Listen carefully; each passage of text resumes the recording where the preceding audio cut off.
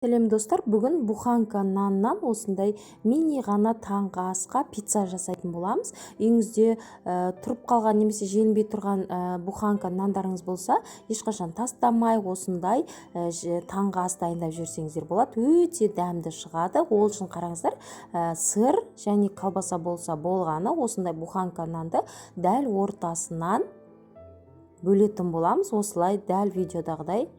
Енді айта алмайын, дәмі өте керемет және тойымды. Жұп-жұқа пиццаға қарағанда осы пиццаны жасап көріңіздер, өте тойымды.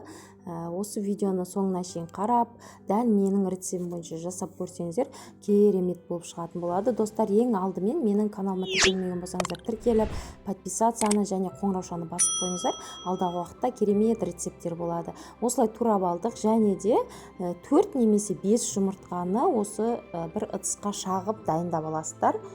Ол бізге қазір нанды осының ішіне салып, екі бетінде осылай батырып алатын боламыз. Кішкене жарты қасықтай тұз сеуіп жібересіздер. Сосын жақсылап отырып, бір масса болғанша осы жұмыртқаны араластыратын боламыз.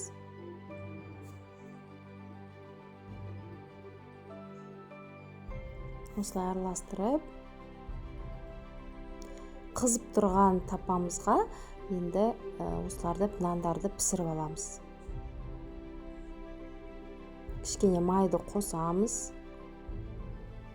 Осылай қосып, бір 50 граммдай май қосып жіберсеңіздер болады. Нанымызды осы жұмыртқаға екі бетін араластырып, былай аударып аламыз. Сөйтіп, біртіндеп отырып, осы қызып тұрған майымызға салып шығамыз.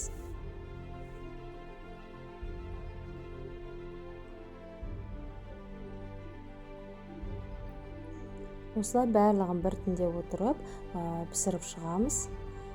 Өте дәмді әрі тез, қолжетімді заттардан жасалынады. Сондықтан бүгіннен қалмай жасап көрулеріңізге кеңес беремін. Себебі өте дәмді, балаларым қатты ұнататын пицца түрі. Қамырда илеп, қамырда ашытып жүрмейсіз. Дайын нанға осылай пицца жасай саласыздар.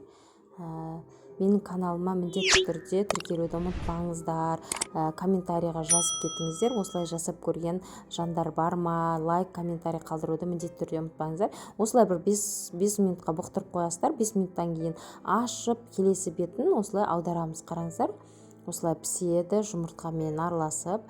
Енді бетіне кетчуп немесе томатты қосып, бетіне жағып шықсаңыздар болады. Біз кетчупты ұнатқандықтан кетчупты жақтық бетіне. Осылай жағына жеткізіп, жағып, сосын осы колбасамызды қойып шығамыз. Колбасаны кубиктап турасаңыздар да болады. Мен осында үлкен дөңгелек етіп турадым да. Енді осы туралған сырымызды бетіне сеуіп шығамыз да, тағы да 5 минутқа қойып қоямыз. Сол кезде осы ірімшік, яғни сырымыз керемет еріп, күшті болып шығатын болады. Осылай қойып қойдым, аузын жауып.